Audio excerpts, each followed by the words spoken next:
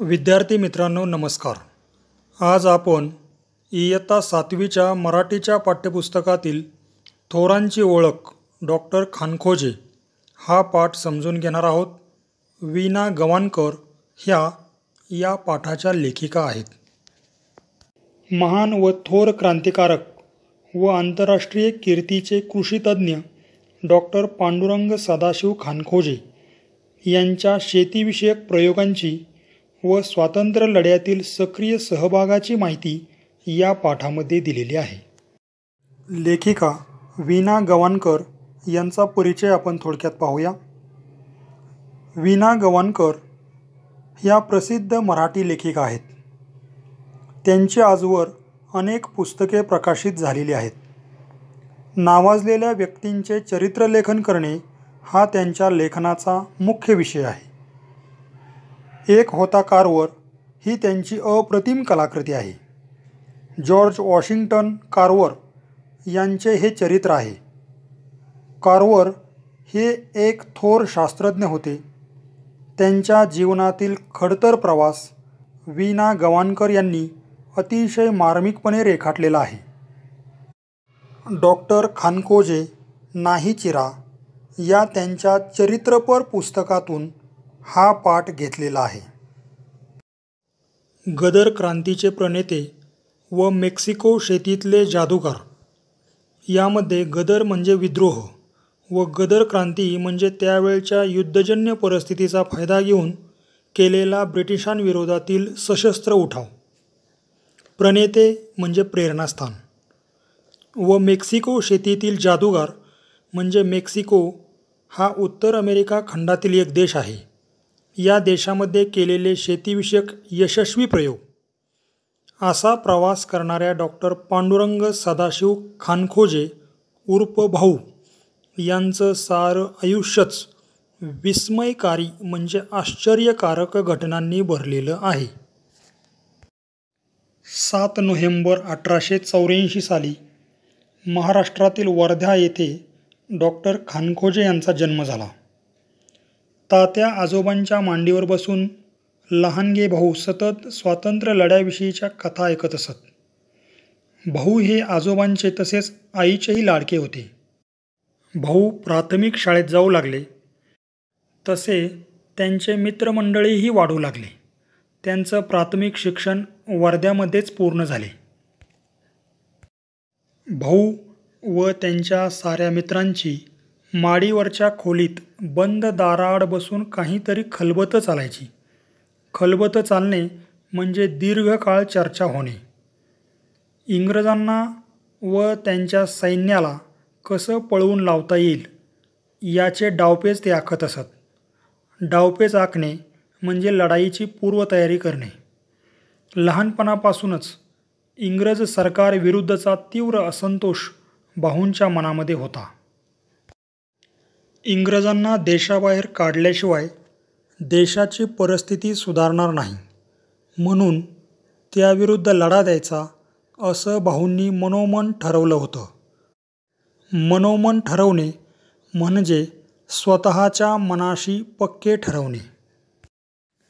पुढे खेडोपाडी जिथे संधी मिळेल तिथे भाऊ स्वदेशी चळवळ म्हणजेच परदेशी वस्तूंचा वापर न करणे या महात्मा गांधींनी केलेल्या आंदोलनाची माहिती खेडोपाड्यातील तळागाळातल्या जनतेपर्यंत पोचवत तसेच भारतीय इतिहास व भारतीय स्वातंत्र्य या विषयावर भाषणं देत असत.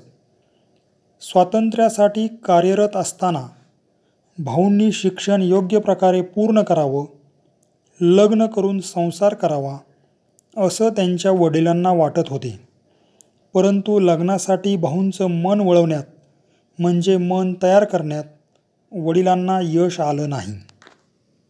स्वातंत्र्य लढ्यात सक्रिय सहभाग असणाऱ्या लोकमान्य टिळकांच्या भेटीसाठी भाऊ पुण्याला गेले. तिथे त्यांच्या सहवासात ते राहू लागले. त्यांच्या सहवासात राहणं ही भाऊंना मोठी पर्वणीच वाटत असे. पर्वणी वाटणे म्हणजे भरपूर आनंददायी मनस्थिती असणे. भाऊंना रणशास्त्र शिकावं असं वाटत होतं. रणशास्त्र म्हणजे लष्करी शिक्षण शस्त्रांनी लढावयाचे शिक्षण घ्यावे अशी त्यांची इच्छा होती. टिळकांनीही त्याला अनुमती दर्शवली. अनुमती दर्शवणे म्हणजे परवानगी देणे.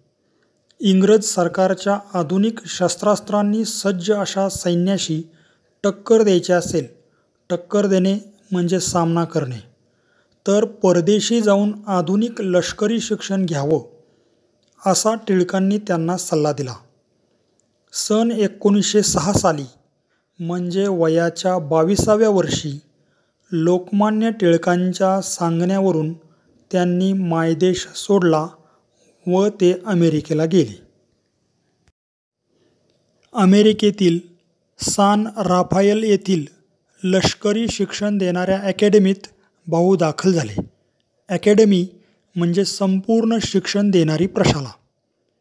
शिस्तपालन, अभ्यासातील प्रगती, सर्व प्रकारच्या कामातील तत्परता, शरीर चापल्य म्हणजे शरीराची चपळता पाहून अकॅडमीतील शिक्षक वर्ग भाऊंवर खुश होता.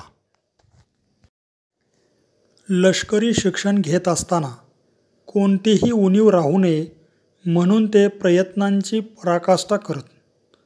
प्रयत्नांची पराकाष्ठा करणे म्हणजे आटोकाट प्रयत्न करणे, खूप प्रयत्न करणे. 1910 साली टमालपेस मिलिटरी अकॅडमीचा डिप्लोमा त्यांना मिळाला. डिप्लोमा म्हणजे प्रशिक्षण पूर्ण केल्यानंतर दिले जाणारे सर्टिफिकेट मिळाले. भारतीय बहुजन समाज शेतकऱ्यांचा आहे. शेती सुधारण्यावरच त्यांची खरी उन्नती म्हणजे प्रगती व आर्थिक स्वातंत्र्य अवलंबून आहे. कृषक म्हणजे शेतकरी व श्रमजीवी म्हणजे कामगार, शेतकरी व कामगार एकत्र आले तर इंग्रजांना सहज देशातून घालवून देऊ शकतील असा त्यांना विश्वास होता. शेतीच्या निमित्तानं बहुजन समाजात क्रांतीचा प्रचार करता येईल अशा विचारानं त्यांनी कृषीशास्त्र शिक्षण पूर्ण करायचं ठरवलं. वॉशिंग्टन स्टेट कृषी महाविद्यालयात त्यांनी पदव्युत्तर शिक्षणासाठी नाव नोंदवलं. वॉशिंग्टन हे अमेरिकेतील राजधानीचं प्रख्यात शहर आहे.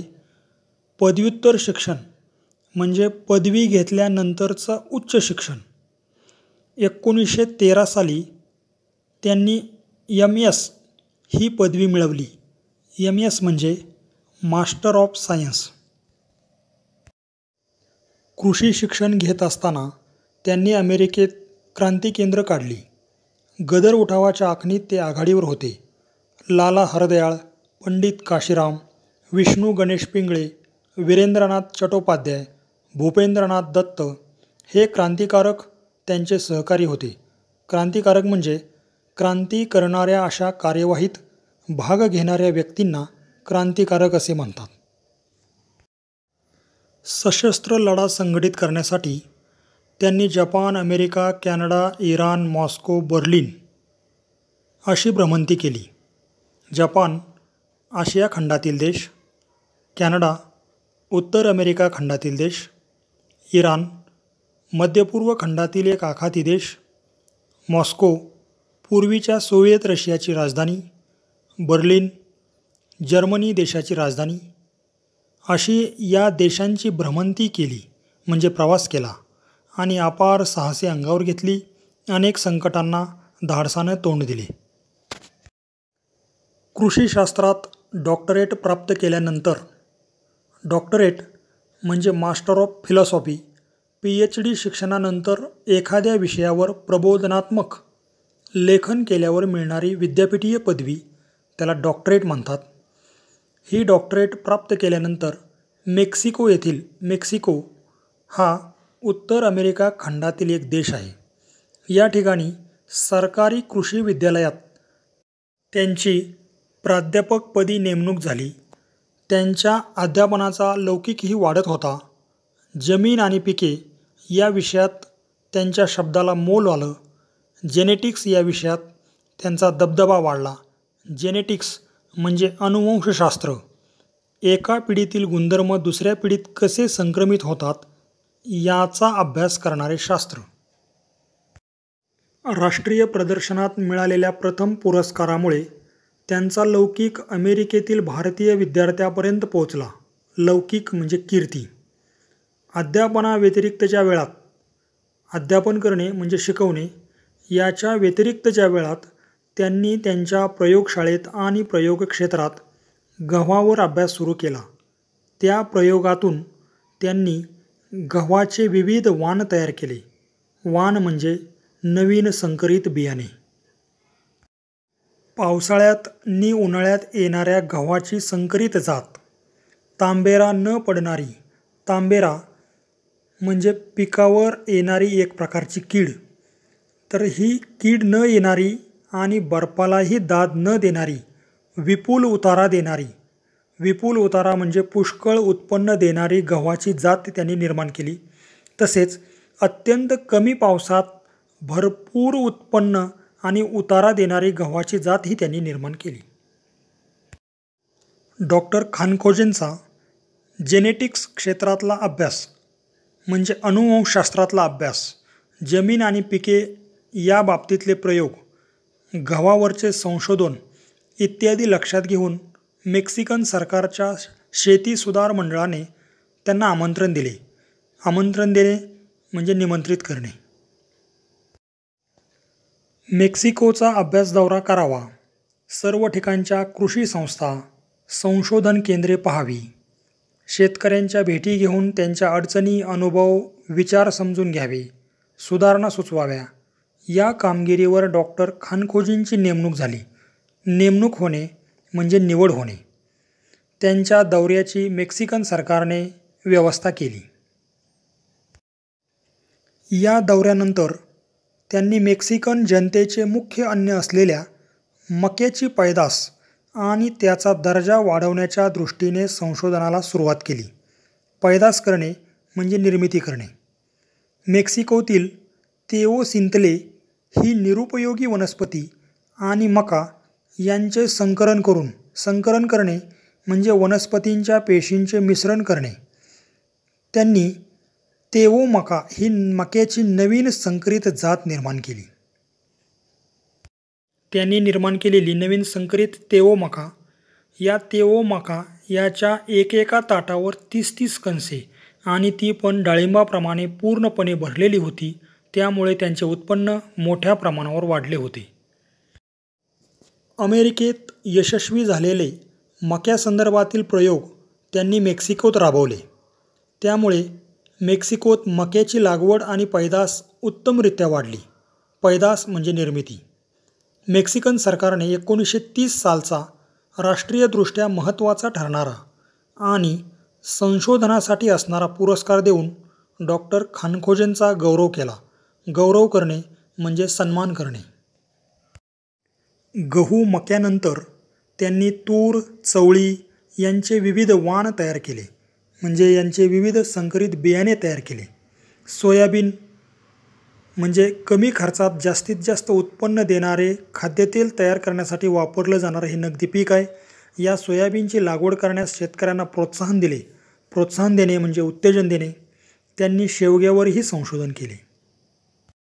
शेवगा ही एक शेंगा असलेली वनस्पती आहे. या शेवग्याचा पाला, मुळ्या, शेंगातील बिया आणि त्या बियांपासून मिळणारे सुगंधी तेल यांचे महत्त्व विशद करणे म्हणजे महत्त्व समजावून सांगणे. महत्त्व विशद करणारी एक पुस्तिका प्रकाशित करून सामान्य शेतकऱ्यांपर्यंत पोहोचवली. अशा प्रकारे अपार देशप्रेम असणारा क्रांतिकारक, आपल्या देशाला पारतंत्र्यातून मुक्त करण्यासाठी अर्धे जग पालथे घालणारा, विविध देशांमध्ये भारतीय तरुणांना एकत्र करून संघटना निर्माण करणारा हा क्रांतिकारक आणि गहू, मका, तूर, चवळी, शेवगा यांचे विविध वाण तयार करणारा व शेतकऱ्यांविषयी कळकळ असणे म्हणजेच तळमळ असणे असा एक कृषी तज्ज्ञ म्हणून डॉक्टर पांडुरंग खानखोजे यांना ओळखले जाते. या पाठावरील आपण स्वाध्यायांच्या कृती पाहूया. खालील आकृती पूर्ण करा. 1. भाऊ खेडोपाडी जाऊन या विषयावर भाषण देत. नंबर 2.